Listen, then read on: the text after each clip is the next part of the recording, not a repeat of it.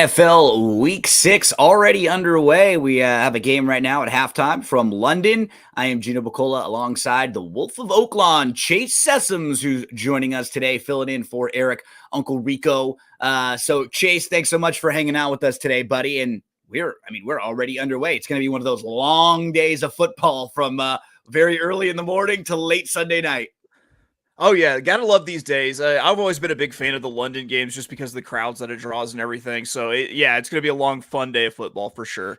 So since we're already underway, we're going to get right into the action in just a moment. Remember, because it's bye week, we don't have as many games. Some teams that are on their bye. We already had our Thursday night game, and there's already the Sunday morning game going on right now. So those games are already in the rear. Let's move on to what's ahead of us on Sunday and on Monday.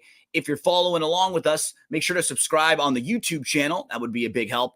And if you want to share it around with your friends, we also love to hear from you in the comment section. Any games that you like today, any thoughts at all. So, Chase, let's get started with the Washington Commanders at the Baltimore Ravens. I think one of the more interesting games of the week because Washington has been so good, so impressive. You can go through all the Jaden Daniels stats. They've been money. You feel like with them, there's probably a week coming up where they're going to have one of those bad weeks where everything sort of comes back to life. Maybe they get beat by 20 or 30. The problem is I as a gambler, like I'm waiting for that week where they're favored over a team, right? And that might be the time to play them. This week, the number is all the way up to Baltimore -6.5 or 7. You were able to get it at Washington +7. To me, that's too much if I was trying to lay the number with the Ravens. That's way too much for a team. Like if you back Washington today, you could be down 10 to 12 points the entire game, and all you need is a backdoor late Jaden Daniels touchdown. Yeah, absolutely. And, I think the story here is going to be the Baltimore defense. If you look at what they're able to do, they're so good against the rush, but they're, kind of middle of the pack against the pass. And I think Jaden Daniels in that excellent, completion percentage is going to be able to pick apart Baltimore. And like you said, this number is just way too big right now for I think this game. So, I mean, if this was a low, I'm looking for the spot to try to fade Washington at some point throughout the year when it's the right week, when it's the right matchup, when it's the right number. This one doesn't seem like it to me. So that's where I have to stay away. But you talked about the defense. Not only do you like Washington a little bit, you also like the prop play too. We're going to give them out at the end. We'll show them all. But you feel like this is a game where it's just going to be a little bit more defensive than maybe the offensive game that everyone's expecting. Yeah, absolutely. I mean, if you have two teams that like to run the ball, that's going to eat up a bunch of clock. I think that this is going to turn into a pretty defensive kind of slug out game. So Lamar Jackson and Henry have outrushed their opponents, or the Ravens overall have outrushed their opponents by at least 100 yards in all 5 games this year. That's the longest stretch to start by any team since 1933 when yardage was fully tracked. They've now outrushed their opponents by 754 yards this year. Henry and Lamar are 2 of the top 7 rushers in the league this year, and they're both in the same backfield. So just incredible what they can do. And when you can see they sort of figured out the scheme a little bit now. Like the first couple weeks, they didn't really exactly know where to be. Shotgun, Henry, do we stand here? Now, like, they're getting really fluid with it too. This is a really, really interesting game to kick off the Sunday slate, the main slate on Sunday. Let's get to Arizona at Green Bay. I don't know what to think about this Green Bay team quite yet, Chase, because they've had such an uneven season. Love started game 1. Then they had Willis for a couple games. So their entire scheme changed. For those few games, they were the Malik Willis team that was running the ball, not going that deep down the field. Then the last few weeks, you can tell Love hasn't been really 100% healthy, and he's been kind of up and down, made some really bad throws, bad decisions, but then come back late. They beat the Rams. Arizona, kind of a feisty team. They come off of a win against San Francisco. Their defense is miserable, but offensively, they're pretty good. They can light things up. Kyler looks like he's kind of one of the best versions of Kyler that we've seen over the last few years right now. Right, and this is one of those games where I ended up staying away from it, but it's because I'm scared of the Kyler Murray magic. Yeah. is really what it comes down to, is the fact that he can just kind of make things happen. I do think that Green Bay is going to run the ball fairly successfully against Arizona, with them being Agree.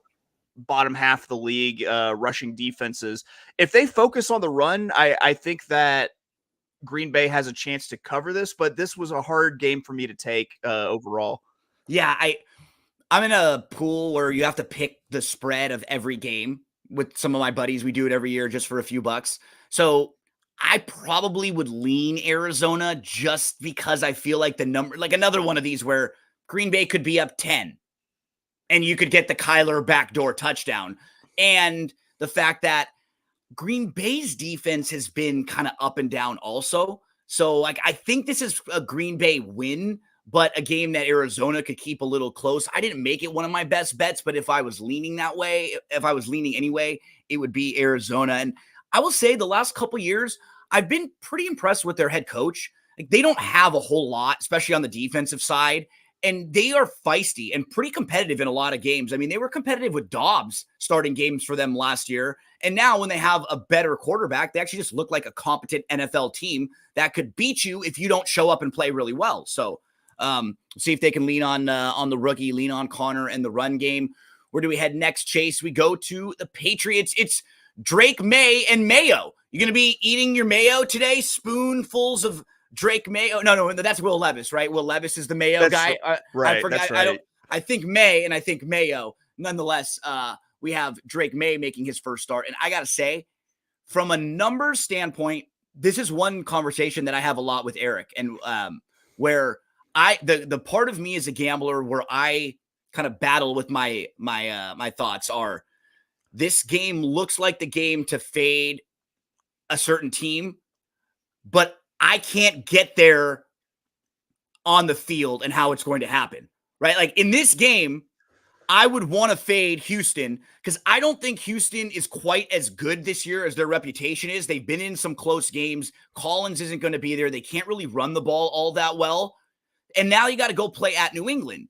The problem is, there are versions of this game in my head where New England just cannot move the ball at all. And Drake May is looking lost and really struggling back there. So this is where the gambler in me and like the football analyst in me are like butting heads, because the gambler says, well, there's no way I'm going to lay 6.5 or 7 points on the road. But then I'm thinking, They haven't been able to run the ball. There are no weapons there. The offensive line for the Patriots is horrible. The only time we saw Drake May for a little bit, he was like really trigger happy. It was at the end of a game. He just didn't look comfortable. And I don't know if Brissett has been the problem. That's what's a little scary to me about this spot. But when I do that, Chase, I end up just taking 2 steps back and I don't do anything when I'm going like back and forth like this. Yeah, this was, for pretty much all the reasons that you just listed, was a pure sit out for me. I mean, you have the question with Houston. I mean, last week, if not for some terrible clock management, Houston's a loser in that game. That was an all-timer. And there were 5 games last week that were decided by one score in the last 2 minutes of regulation or overtime. I was on the wrong side of all 5. There were 8 games that were decided by less than one score. I was on the wrong side of all 8 last week. Literally, you couldn't have made it up the way some of them had happened. And Buffalo was one of them, where it's like, you get the ball back. Oh, cool. They'll run it, run it again, scramble around for a second, punt the ball, and then we go to overtime, most likely, But yeah, it was funny because I guess if you have like a crazy person like Josh Allen, there's a part of you that thinks maybe Josh Allen can make a play to get us in field goal range, even though he was horrible that game. So Josh Allen was 9 for 30 against this same defensive front. And now Drake May is going to have to go against them. Yeah, and with Drake May, I really do think you see sometimes the backup magic, where you get backup quarterbacks come in. They really want to play for this backup. They think that this is the guy going forward, and they show out. I can't say for a fact that I know that that's going to happen or anything. I think that I have the same hesitancy as you with Drake May, which is, sure, he had a couple times where he looked good in the preseason playing against very vanilla defenses. But coming in late in mop-up duty, a little bit quick on the trigger. Yeah, I mean, yeah, he could be just like you're saying, he could be a little scrambling around in the back and like you could see him doing some things with his legs. I just have a hard time seeing him being comfortable in the pocket here. Maybe if you want to play something in here, I might be okay with like a Drake May rush prop. Like I could be okay with something like that Yeah. because I could see him having to just, let's go again. Let's just pick it up and run. But I wish I could get there with the Patriots. Can't quite. And this is another one where the Saints, as we move to the Saints versus the Tampa Bay Bucks, Saints are a 3.5-point dog at home. Weeks 1 and 2, they look incredible. Everything goes well for them. Then they get a couple injuries, a key injury to their center, a couple key injuries on defense. Week 3, have a chance to beat Philly, but that wasn't a game they should have won, actually. They were like in that game despite a lot of their mistakes. It was really the game against the Falcons where that was super disappointing because the Falcons didn't score an offensive touchdown. The Saints literally gifted the Falcons 2 touchdowns. One of them, Shaheed fumbled into the end zone, and the only thing a Falcons player had to do was lay on the ball for a touchdown. That was how they scored one of their touchdowns. The other one was a Drew Brees tipped pass that like caromed into a Falcons defender's arms, and he just jogged into the end zone. That's how they scored 2 of their touchdowns. So you feel like the lucky unlucky meter is due to kind of go back towards the Saints here, but you've got Rattler starting today. That's the big concern here against a Tampa team that's been playing pretty competent throughout most of the season. And they were pretty unlucky in their game against the Falcons too. It was almost the exact same thing that happened to them when they have the ball late with a chance to win the game. I think there were 2 missed penalties, in particular, one bad missed face mask call that would have kept Tampa in field goal range and changed the complexion of their game. So I think both of these teams are kind of due for a little bit of like luck regression, but I don't know what to do with Rattler with the Saints. So again, this is like a stay away from me in playing that game because the gambler in me versus the football guy is going back and forth. I think you have a prop play in here though, right? I do. I'm going to be taking the under on the Spencer Rattler passing yards. I got it at 181.5. And I think the deal is, and if you look at just how the Saints have played throughout this season, it's been a very run-centric offense. And I think they tried to hide Spencer as much as they possibly can behind Alvin Kamara, behind Taysom Hill. I think that the under is definitely the way to go there. There's one prop that I really want in these Tampa Bay New Orleans games that no book is really seeming to offer, which is Mike Evans fights. How many fights Mike Evans? Over under punches thrown versus Lattimore. I like that. Yeah, exactly. Can we make it? So let's say like what constitutes a fight? If we get a pushing, can we cut like that constitutes or like penalties thrown? I'd say like 2.5 penalties thrown between the two guys. I think it's a grab and hold and shake. If you grab and hold and shake, then that's when we start getting into fights. My biggest score at Santa Anita ever, I hit for 29,000, and I did that to one of the workers at Santa Anita. I came around the corner, and they were like, I was screaming like as I was coming around the corner, yeah, and they're like, you got it, and I was like, yeah, and they went for a high five, and I grabbed them and shook them like this. It was like Adam Sandler with the kid, don't grow up when he's in Billy Madison and he's shaking the kid like, no, stay in school. You love it. That was me. I know the grab and shake very, very well. So, I think if you're the Saints, the way you come into this game thinking, look, we have to run the ball. We want to limit the possessions in this game. We want to make this a low-scoring game. We want to make this an ugly, muck-it-up game. Then can we make 1 or 2 plays to Olave? Can we make 1 or 2 plays to Shaheed? Rattler probably run the ball a little bit too, right? You'll probably have some. The only problem is you worry about it with the backups running because then you don't want them to get hurt if you don't really have many great backup options behind them now, So I just don't think we can expect a whole lot through the air from this Saints team today. I like your approach here, Wolfie, is like you're looking for a play in this game. We don't really know what to do with the sides. Let's go under on the passing yards with Rattler. Again, That's kind of the theme for me this week, where it's like, at the gambler in me would love to play the Browns right now because nobody wants to play the Browns. And as a gambler, you know, when there's a spot that nobody wants to play, you're going to get a little more value. This is a line that's like 9 that probably should be closer to 7, 6.5, something like that, right? But because the Browns have been so bad, you're getting a few extra points and it's built in. And honestly, it's pretty amazing to see a Philly team favored by 9 when we've got like Sirianni on the hot seat, like we've been hearing about for the last couple weeks.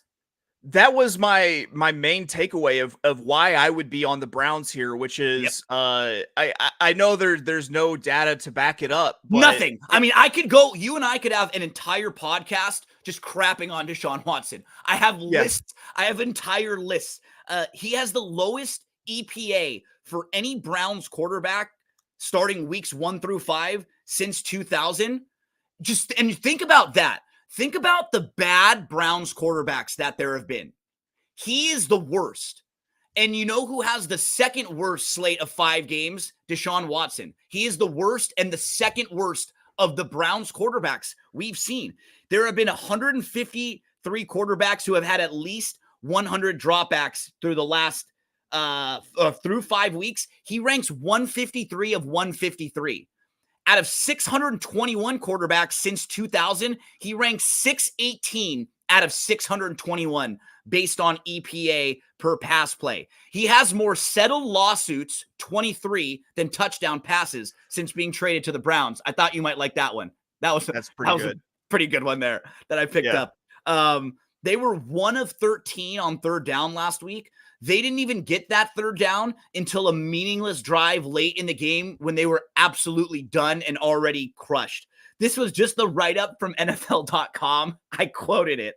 The offensive line doesn't protect well. They rarely find reliable success on the ground. They continue to commit too many penalties. They even struggle to get the play called and lined up in time. Deshaun overthrows, holds on to the ball, misses open throws. In 5 weeks of unrelenting pressure, they've caused him to pull his eyes down as soon as he senses the heat, making for the easiest third down decisions for opposing defenses. Hit, send the house. There's some funny stuff that you can read. All that being said, the Eagles should not really be a 9-point favorite over anybody right now. We have their 2 best playmakers just coming back from injury. Jalen Hurts has been a turnover machine this year. And their defense, I think what we've seen from the Eagles and the Rams the last 2 years, teams that have top-tier talent but not a lot of depth. So as soon as these teams get injured, well, wow, they're just a different version of those teams. And that's where the Rams are right now, and that's where the Eagles kind of are too. Like, in the picks pool, I'm picking the Browns. I don't know if I could get there and bet the Browns heavily right now, but I cannot lay it with the Eagles with what we've seen from them so far. Just the question for me is, in my bones, do I trust Nick Sirianni to cover 9 points in an NFL game? And the answer is just a flat out no. No. That's 100% the way you have to look at it. Sometimes just that simple. Let's move along, Wolfie. Colts at the Titans. Titans coming off a bye. This is Mr. Mayo, Will Levis. So when I see younger teams like this with an early bye, I do feel like Tennessee should look much more competent this week, because now Brian Callahan, who I kind of like, the Tennessee head coach, just seeing the way he reacts to Levis's plays and stuff, it's like, I love that he's just a real human, like any of us would be. Like, what the F are you doing, bro? You know, like, he's looking at him like he's not giving him the like behind the card talk. Like, he is just like, get the F over here right now, you piece of F. Like, so the funny thing about all this though is that like Levis has some of those moments. Like, Levis is, I think you called Jameis like dime store Josh Allen. Like, I actually think Levis is kind of even a less like dollar store Josh Allen, because like you can see him make some incredible throws, and he has that like, I'm not scared of taking a hit. I'll go right at you. But there's just this like decision making with Levis where it's like, what are you doing? Like, how did that seem like anything close to a good decision? But now you've had time off the bye to go back and look at some of the things that have been working for Levis. right? And now you can kind of highlight those, isolate those. I think they lean on the run a little bit here. And we're not really sure what we're going to get from the Colts today, right? Because Taylor's not starting, and you were going to maybe have a Richardson prop, but we're not even sure right now if it's Richardson or Flacco, are we? Yeah, but the thing is if it's Flacco, then I think might have a case of wrong team favored here. Yeah. With the way that Flacco has been just cooking, the last couple weeks. Also, I think it could be interesting. A prop that I just kind of thought of is maybe like a Mo Alley Cox anytime touchdown, just with the amount of like Flacco targets that he got in the red zone last week. Nice. Might be kind of sexy there. Nice. Yeah, this one's one of those strange ones because with all those variables on the Indianapolis side, I'm going to stay away from this one. We move to another team coming off their bye, the Los Angeles Chargers. They're a 3-point favorite on the road at the Broncos. Broncos had one of those really big game-changing plays last week in their game where the Raiders were up 10-3. They were driving into the end zone, and there's a pick six that flips the game. And instead of being 17-3, it's 10-10. And after that, the Broncos kicked the crap out of the Raiders the rest of the game. But it was funny because early in the game, they were about to be down by 14, and that one play just flipped everything. I don't know how good Bo Nix is, but in the last couple of games, they haven't been asking him to do a whole lot. Just make easy reads, make easy throws. They've been leaning on the defense a little bit more. It actually looks like Sean Payton is trying to get a football team to win games instead of actively sabotage and tank a team like he did last year with Russell Wilson, who he just hated. So you can actually see them looking competent. The Chargers are kind of been a fascinating team too, because I don't know how good they really are. They've been okay in a few games. They want to do the Harbaugh things. They're like a team. It's still kind of square peg round hole. Like they want to do the Harbaugh things. They just don't have all the Harbaugh guys there yet to do those Harbaugh things, Right. But they have the template. They'll run the ball. They'll stop the run. Their defense is way better. And they've improved on a lot of the things where they used to struggle, like stopping the run, and they weren't good consistently running the ball. They just don't have, for me, the Chargers, when I'm watching them too, I don't trust any of their pass catchers.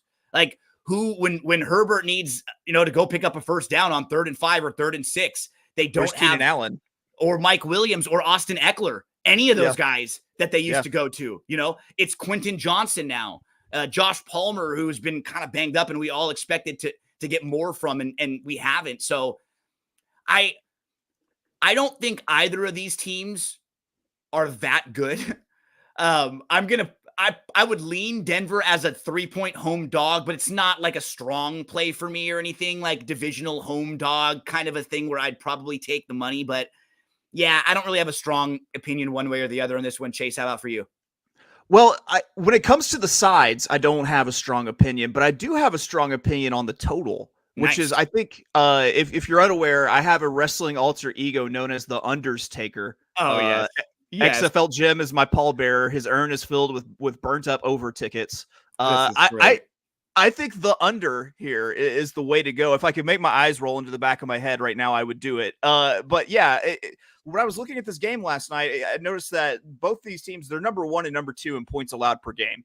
And with that just smells like under to me. So I offenses that aren't like lighting it up. Right, we're just talking about they lack playmakers. You've got a rookie quarterback who doesn't really know who he throws the ball. Like he doesn't have all these guys to throw the ball to. On the opposite side, the Chargers are pretty one-dimensional. You feel like they're just going to try to run the ball a lot. I like that play too. I don't think they're going to be a lot of points scored here. Yep.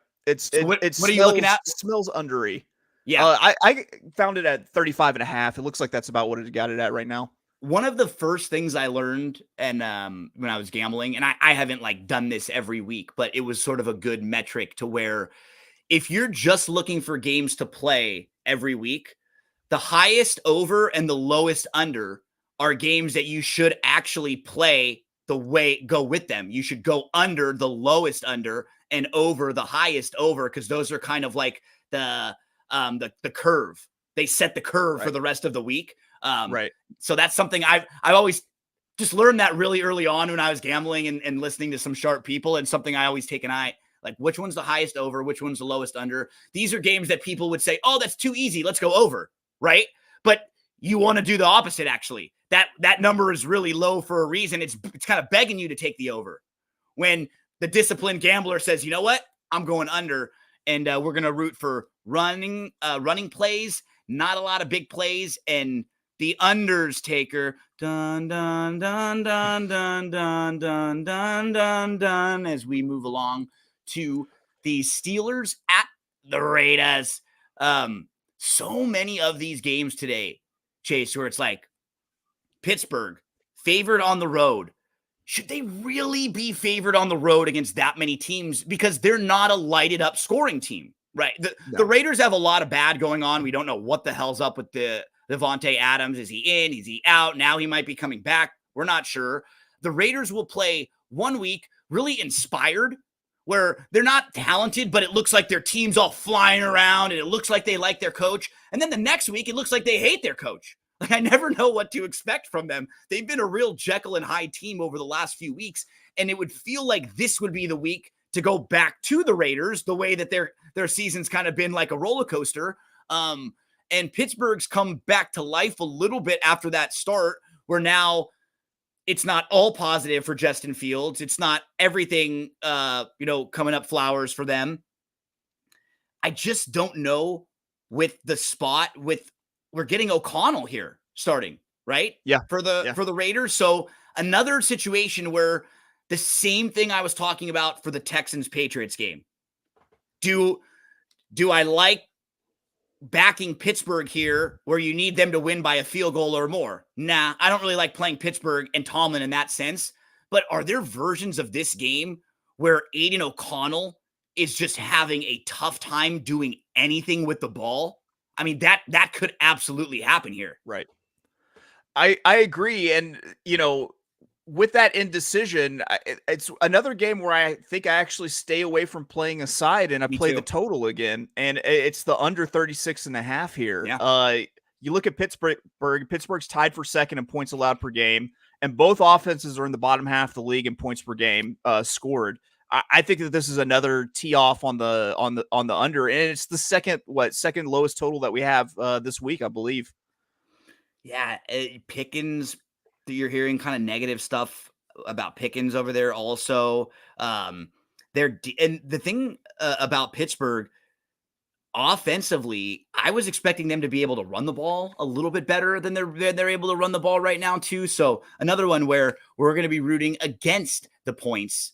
And one game today, you and I, we're going to have our head-to-head beer bet on is this next one. I got a Gatorade right here. It's not a beer, but we'll have our head-to-head drink bet as we go Falcons at the Panthers. Falcons are a 6-point favorite at the Panthers, and the Falcons on paper have just been way better than the Panthers. They've been more impressive. They've been moving the ball. Kirk Cousins is coming off a much better game.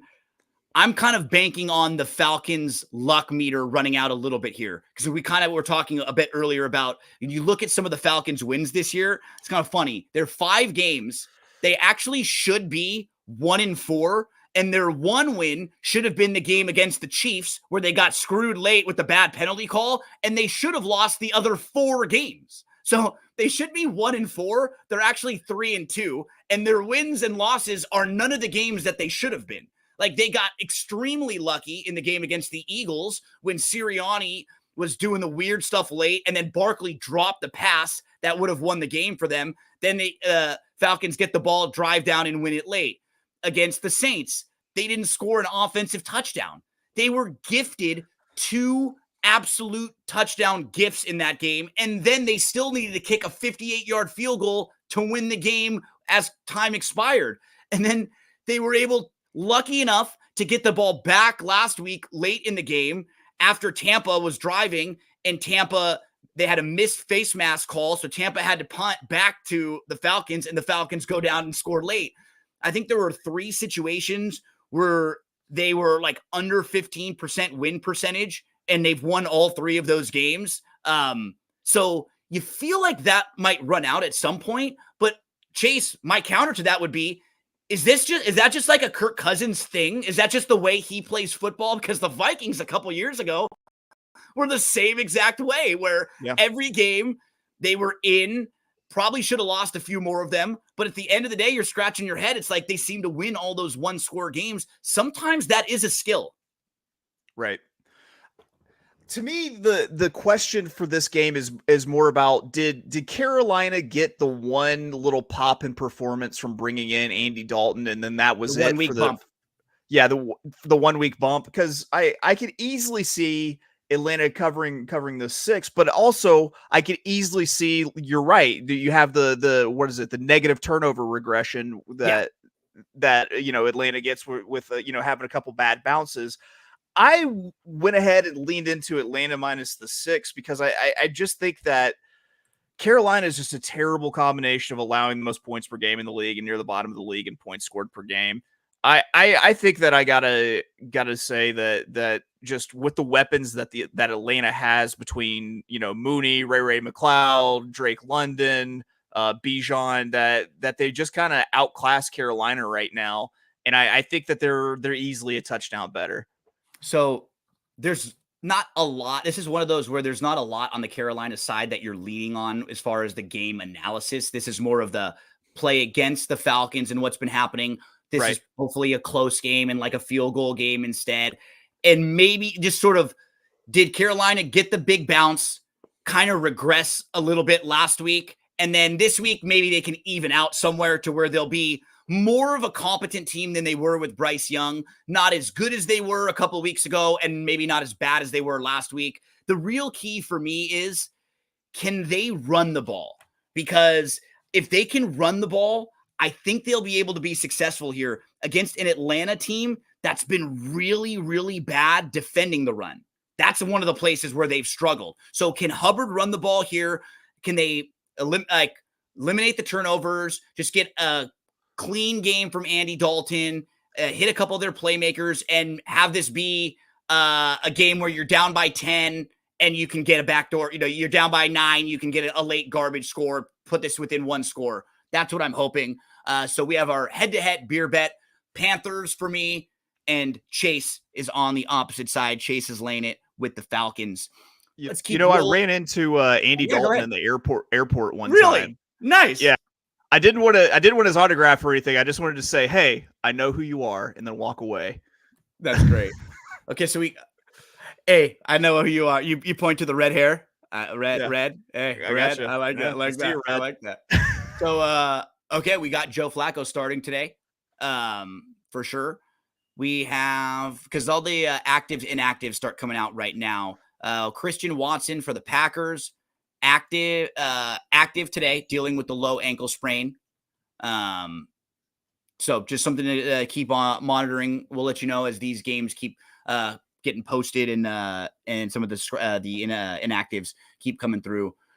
We are moving along to the Lions at the Cowboys. Lions are a 3-point favorite on the road at Dallas.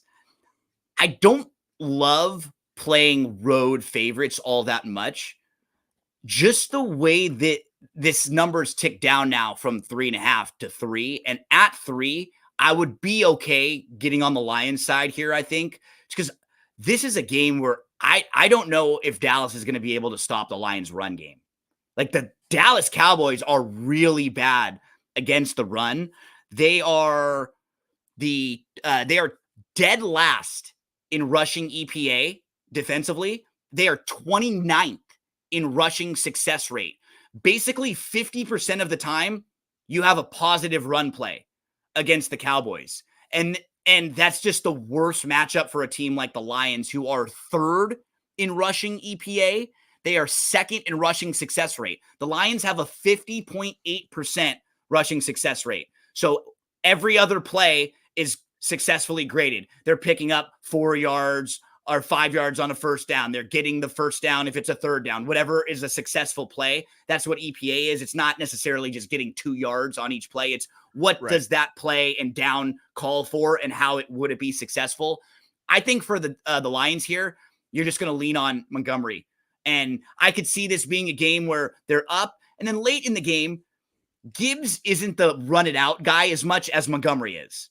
Gibbs is your super talented guy that you want him to touch the ball a lot, but you're going to get him some passes. You're going to get him some creative looks, some screens, some reverses. Montgomery is just hey, we're just going to keep pounding it at you and wear you down repeatedly. So I think he's the guy late in the game. I believe his total was 58. So I boosted this up to get up to positive money. If I feel like that's one of the handicaps of this game, I want to lean into it. So 70 is not an absurd number for him either, So let's get plus 140 on the David Montgomery alt rush total there. Anything else you want to mention about this game, Wolfie? I just think that Detroit is such a balanced team that they can do both things so well. Dallas, you lose your world beater of a pass rush with Micah Parsons being out. I'm with you where it's really hard to not take a home dog in this situation, but I just think that Detroit, with that balance, with that run game, we're gonna might have a field day with Dallas. Coach Campbell was 4-19-1 in his first 24 games. And now, as a head coach, he's 27-27-1. He's made it all the way back to 500 after being 4-19-1 to start. Over their last 31 games, they're 23-8. The Lions, only the Chiefs, who are 24-7, have a better record than them. And when you look at, a lot of franchises and how quick they are to fire a head coach, how many teams would have kept Dan Campbell after those 2 seasons where he's 4-19? Not a whole lot. Not a whole lot. But and we all kind of laughed at him at that point because he was saying things and not getting results. He was talking about biting people's kneecaps and like, I promise you we're close. These guys are going to run through a brick wall for me. I will do that. And you kind of laugh at someone when they're not getting the results. But it's fun. As soon as you start winning, the things he's saying now, they don't seem as funny anymore, and I bet you if you went and polled all of his players, 99% of them would tell you they'd run through a brick wall for him, Oh, I guarantee.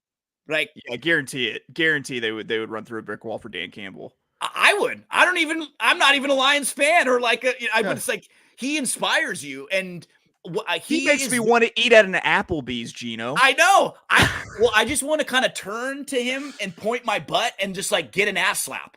You know what I mean? Like I want that approval.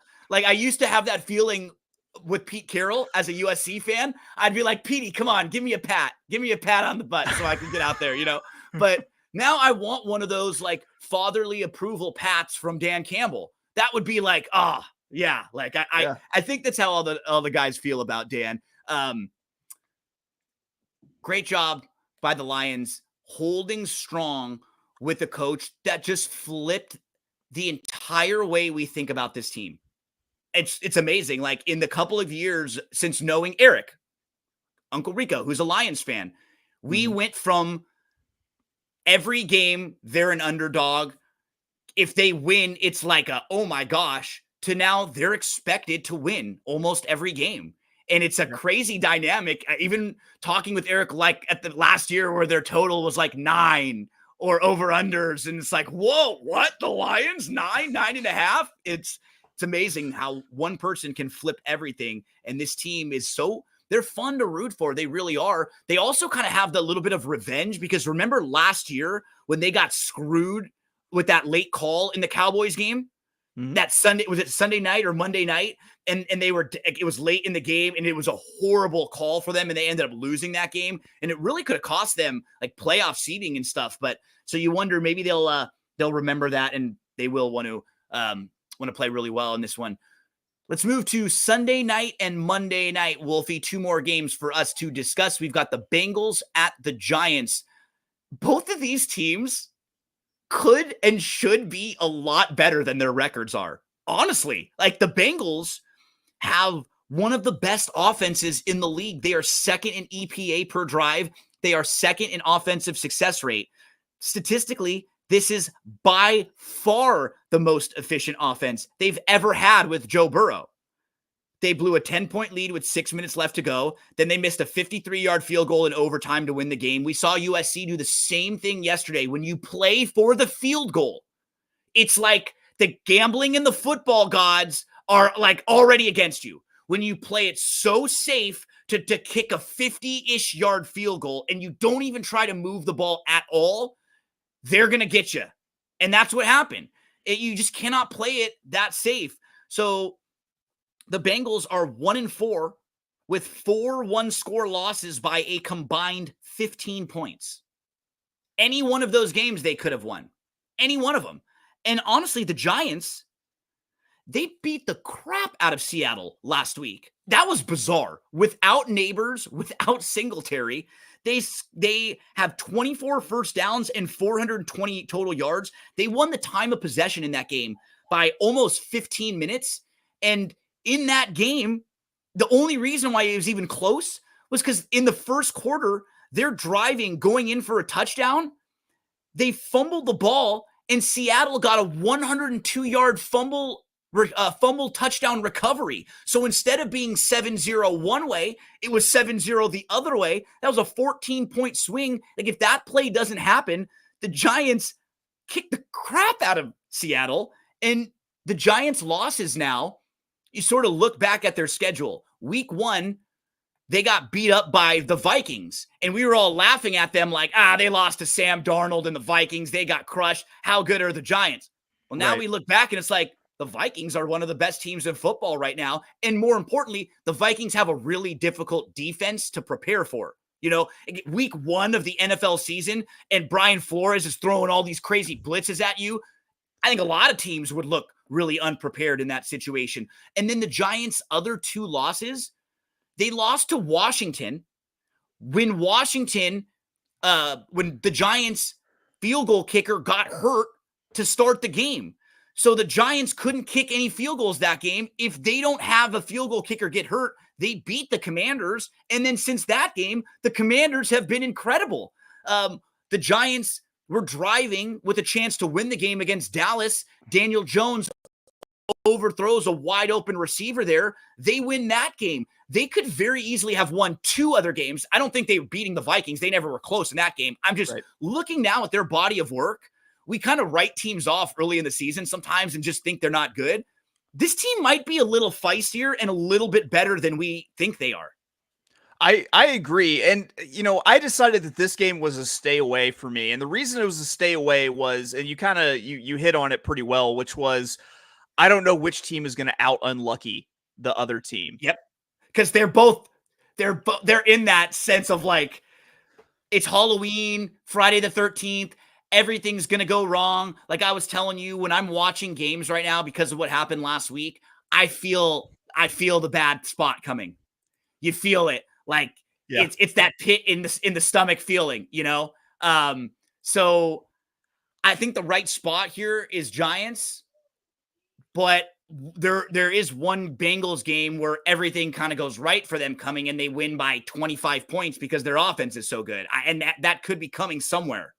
Right. Where if this thing ticks down to maybe 3 points, this is where it gets into it's just a reflex for me at this point, where if I see a home dog within 3 points in the spread, then I'm probably going to go ahead and take the dog on the money line sort of thing, especially if I'm getting plus money.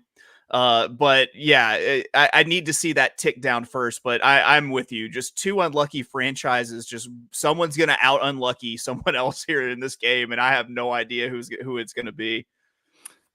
Chase, we got our final game of the week, the Bills versus the Jets. Before we get to that game, just want to mention a couple things out there for everyone. The Pick'Em contest. Chase, this is something that you and I got involved with a few years ago. The website is pick'em.santanita.com. And if you're watching this show, you will love these contests because they're free to enter. There are 12 prop questions, and on a Sunday like today, a lot of them are involving the football games, asking you questions about the line of a particular game, but they also involve horse racing, and that's what's pretty cool about these contests. I don't know any other contests that are multi-sport with horse racing as one of the sports. Maybe you'll get some baseball, basketball, football kind of contests or only football props, but if you're a horse racing fan, this is pretty cool because you can answer some of the questions about Sunday at Santa Anita, like pick the winner of race 1. That's one of the questions. But prop 2 is Chargers -2.5, Broncos +2.5. And a lot of the props are at half points. So that way there's a winner or a loser. You won't have a push, usually one or the 2 ways for a lot of them. So fun. And you can actually win $1,000 for nothing Uncle Rico won one of these things. Eric won one of these. All Yeah. right. Yeah. Cause it's, they're like some of these contests that you play in, you always wonder, it's like, is this real? This is like a mythical contest. Cause I don't know anybody that actually wins these things, right? There's probably like thousands and thousands of entries. Eric won, got the $1,000 sent to him. So like, we know you can win these contests. We know they're doable. Check it out. Pick'em.santanita.com. Speaking of Santa Anita, they have a carryover in their pick 6 today. And if you ever need help playing the races from Santa Anita, you can go to drf.com. And I know you're a big fan of the daily racing form, past performances. Santa Anita has everything you need, past performances, clocker reports for the babies, for the first-time starters, for horses off long layoffs, and DRF picks. So horse racing fans, a lot of help for you. A lot of free action for you with the Pick'em. And then the Santa Anita PPs are over there at drf.com. Wolfie, let's finish up with Monday Night Football. Do the Jets get the fired Robert Saleh coach bounce in here? The Bills are a 2-point favorite on the road. It's amazing because it feels like everything's been crashing down for the Jets, and they actually got lucky in one of their games. They probably shouldn't have beat the Titans. That was one of those Levis has a horrible turnover that basically gives the Jets the win game. But if they win this game, they're right there in the division. They're 3-3. They're right there with the Bills.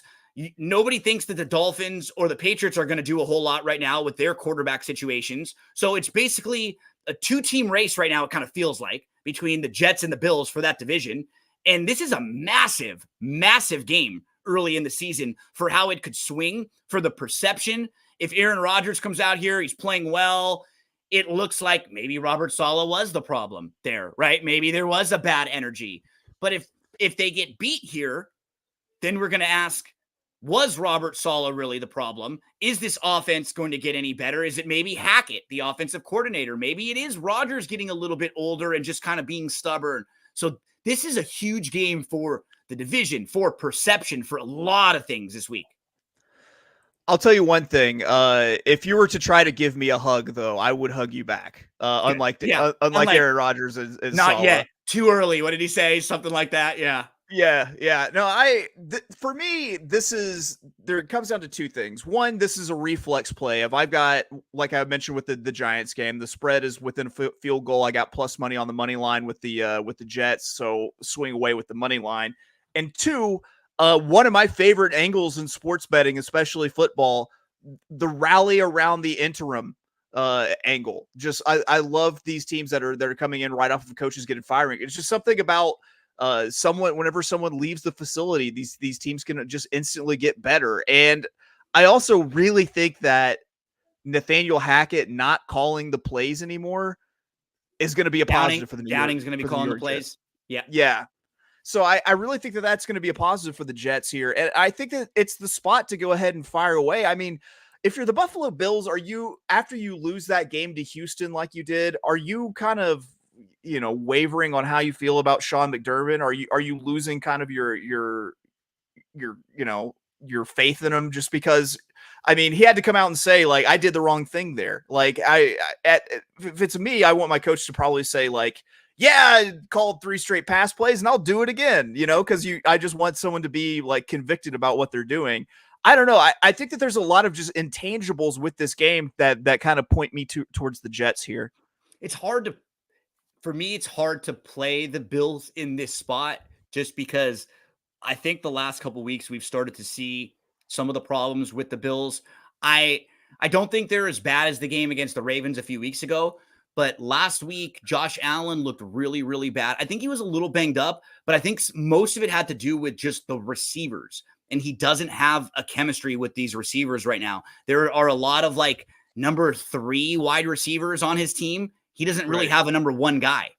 So you can see that he's thinking right and they're going left. And there were just, I mean, you can't go 9 for 30 unless that's happening, right, in a game. So I don't know. Go ahead. It's something that Uncle Rico talks about all the time, is that you have to have that chain mover, that guy that you can go to over and Absolutely. over again to get those yards. And I mean, we don't know who that is yet for the It's Bills. not Shakir, right? I've been a little disappointed with them not leaning enough on Kincaid. I think for him, like for them, he could be that, or they maybe were hoping he could be that guy. Yeah, so this one is one of those where I would be Jets probably on the money line or no play. I think. Yeah. Like I'm playing them to win at home, getting me a little value. We could get them on the money line at like plus 107. I'm seeing right now. Like I think that's the play or no play in this game for me. So as we finish it up, we want to thank all of you for hanging out with us this week, and a big thank you to Chase for helping out and filling in for Eric. Chase, let's run through a couple of your plays right now before we get out of here. First one for you, Washington plus the 7. Yeah, I think that number is just a little bit too big, especially for a game where this should be really run centric a little bit. With the clock running. But I think that Washington's going to give Baltimore a pretty good fight here. And then you got another one here, Atlanta, right? Yeah, Atlanta minus 6. I don't believe in Carolina, and I don't think that Dalton's gonna get the pop for him here. I think they've kind of gotten that out of their system. Hopefully it's a close game so you and I can be kind of sending each other messages back and forth and like talking a little trash to each other late in the game, hoping that one can have to buy the other one a beer here. So I'm on the Carolina side. Chase is on the Atlanta side. Another one of my best bets on the game side. I'll take the Giants there plus the 3.5. We were talking about how the Giants established a really nice rookie running back last week too, who that's a nice playmaker for them. And even just seeing Daniel Jones willing to take shots down the field, I like, because we used to call this guy Danny Dimes. Yeah. That was his nickname. He used to be able to drop some dimes deep down the field. The Bengals also have a really bad defense. So I think the Giants should be able to move the ball against their defense a little bit. Let's get over to the props. You have a couple of them. Here's your first one. Yeah, Jaden Daniels under 49.5 rush yards. He's going up against one of the saltiest, rush defenses in the league, if not the saltiest. And I think they kind of keep him under wraps, though I do think that Jaden Daniels might have a pretty good day passing the ball. And another one for you, Rattler under the 181.5 passing yards. Yep, the unders taker strikes again. This is going to be a run-first offense for New Orleans today. I think that they're going to try to run through Kamara and Taysom Hill.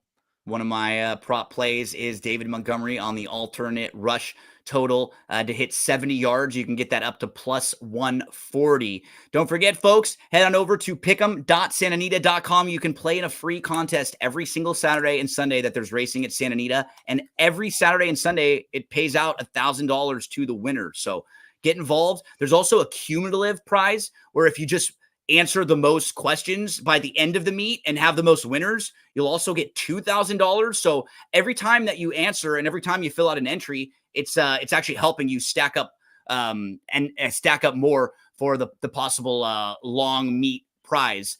Chase, buddy, always a pleasure talking sports with you, man. I hope you have a fantastic Sunday. Good luck in all of your plays. Good luck to everyone out there. And thanks so much for hanging out with us on NFL Betting.